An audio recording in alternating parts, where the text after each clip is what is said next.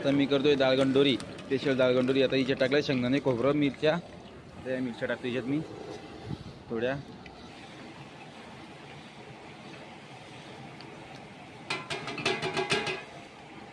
Hello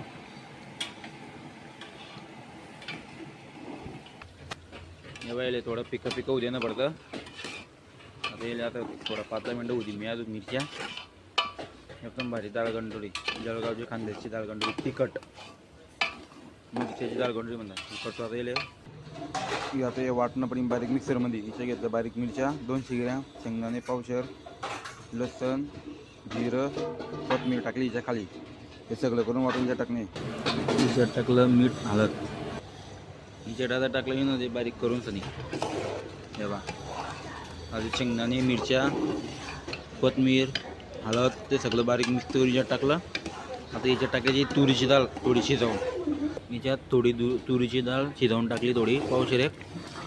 आता हे झाली दाळगंडोरी तयार. आता स्पेशल दाळगंडोरी